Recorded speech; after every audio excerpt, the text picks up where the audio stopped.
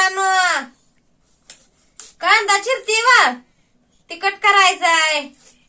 काम असतंय सारखं घरातलं, हुस्तर धुणं भांडी सारं हुस्तर करूस्तर, लेकरांचं आवरूस्तर, पुन्हा ही कांदा चिरायचा, खोबरं चिरायचं, लसूण पाकळ्या काढून उन्हाला ठेवलाय तेल लावून, पुन्हा सोलतय पटापटा. म्हणजे आता कांदा आधी पालं काढून घेतलंय लोकांनी, आणि पुन्हा मग लगेच चिरायला उरकतय ना. आता आम्ही उभा कांदा चिरत नाही, असं चिराय आम्हाला उरकतो जरा.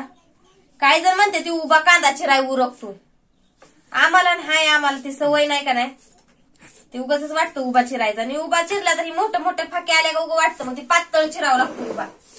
कसं जर चिरला तरी चिरून भाजणारच आहे आपण.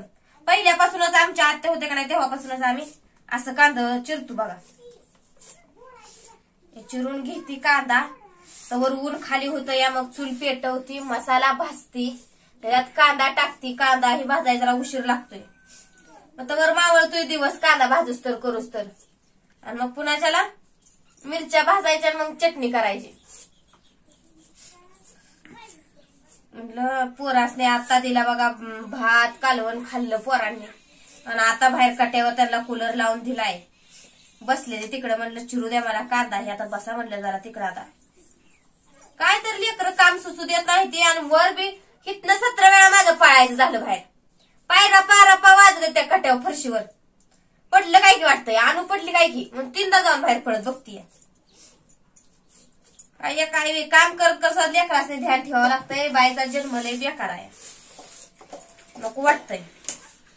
आणि मोनी तर खुर्चीतच उडी हाणती.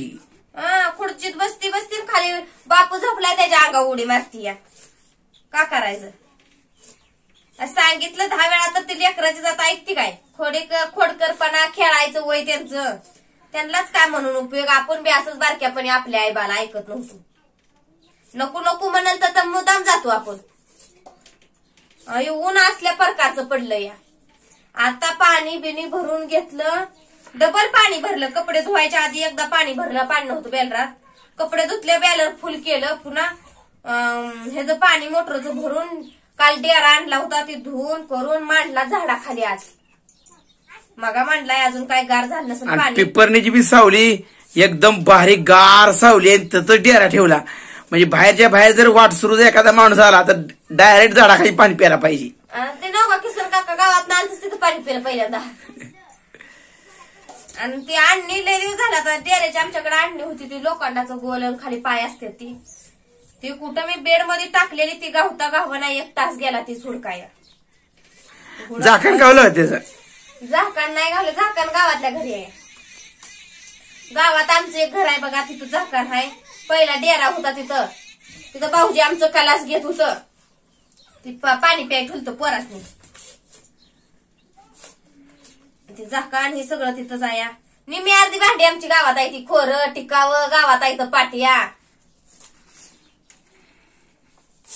आपलं हिथं सोपं पडतंय. रानातल्या वस्तीला आपल्याला सवय लागलेली असती.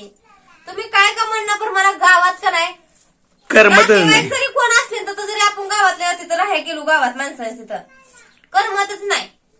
असं मोकळं पटांगणाला राहायची सवय लागली. अगं गावातल्या घरी सुद्धा करमतय, पण त्यात पाणी पाहिजे महत्वाचं. पाणीच नाही बघा आमच्याकडे, काय करायचं. गावात पाणी सुटतं कधी तर महिन्यातनं, नाही तर 15 दिवसातनं. 15 दिवसातनं, आठवड्यातनं सुद्धा तिथं असा उन्हाळा लागला का आता 15 दिवसात. मग जनावरांची सोय गावात होत नाही. इथं पाण्याची सोय आहे, तळ जवळ आहे, तळ्यामुळेच बघा जनावराला मोकळं फिरायला आहे. आणि एका दिवशी लाईटींचं घोटाळा असलं, मोटरा चालू नसले 8-8 रोज, तर आम्ही तळ्यातनं 4 कळशा का होईना आणून ही करतो, आंघोळ करू शकतोय. आणि हिरी आहे त्या इथं, ह्याची नाही त्याची नाही ह्याची, प्यायला 2 कळशा आणू शकतो इथं. दोन धुयालाही पाणी आहे ना. तसं गावात कुठं जायचं, गावात कुठे हिरी आहे त्या. असते मळा असते ते लांब गावापासून जरा, तिकडं का कुणाच्या मळ्याला हुडकत फिरायचं. हे आपल्या इकडे बरं आहे का नाही, रानातल्या वस्ती. अगं आता गावातल्या हिरी आटली त्या सगळ्या, टँकर चालू झाली. गावात बी टँकर चालू झाले तुझं आता. भरली बघा आता ह्यात वस्ती. जरा मी कांदा बारीकच चिरलाय, मागच्या चटणीला ताईनं चिरला होता, लय मोठा कांदा चिरला होता. माय किती जरी मोठा चिरला ना भाजून बारीकच होतोय पुन्हा बघा. पण ते मला हात बसलाय मोठा येस ना मला चिरायला, तरी बी त्यात मोठाच आहे, म्हणजे भाजीला चिरतोय पेक्षा मोठा आहे बरं का कांदाही. ते नको वाटतंय मोठं धोट तसलं करायला. भाकरी तेवढा मोठे हात बसलाय बघा आमचा. किती बी कोणी काय जरी म्हणलं तर भाकरी बिकरी मोठ्या.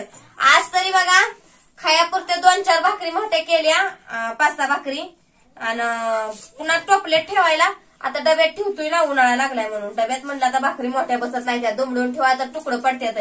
बारक्या बारक्या बारक्या भाकरी 5-6 केल्या म्या. दररोज आपली बघा चटणी करायची चालूच असते बघा. मग काय तर ऑर्डर यायला चालू असल्या का मग ती चटणी मोहर पुरवावं लागती ना, ताजी ताजी ताजी. जशी करल तशी 2 दिवसात लगेच उडती. आणि हॉटेलवाले सुद्धा लय गिराईक घ्यायला आपल्याला. होय होय, कारण का मोठमोठे हॉटेलात ना 3 किलो 4 किलो 5 किलोची ऑर्डर द्यायला लागली. 5 किलोची आता त्यांना ह्यातच द्यायची आता. आणि ती काय म्हणते ती तुमची टेस्ट चटणीची इतकी भारी आहे ती कागद तिकडे टाक की बोलायचं कामच नाही. आणि वर बसा सावलीला, उन्हात फिरू नका. त्यामुळे मित्रांनो तुम्ही सुद्धा चटणी एक वेळ आवर्जून खरेदी करा. मग पुन्हा म्हणचाल तुम्ही काय चटणी आहे, तुम्हाला तुमची सुद्धा केली चटणी खा वाटणार नाही पुन्हा. असं लई ठिकाणी झालंय बरं का, म्हणजे जे ती सांगते ती. कारण तुमची चटणी जी मागवली त्याच्यामुळे घरात आमची थोडीशी चटणी उरली होती, तशीच पडून राहिली म्हणायला लागली ती. आम्हाला त्या चटणीला तोंड सुद्धा वाटणं म्हणायला लागली ती. रस्सा इतका भारी होतोय कालवणाला, कट ही लय भारी येतोय बघा. कट भारी येतोय तरी, आणि चविष्ट बी लागते. आणि हे सगळं आपलं गावाकडचं आहे. आणि सगळा मसाला आपण चुलीवर भाजतोय. हा, त्यामुळं तुम्हाला सांगतो.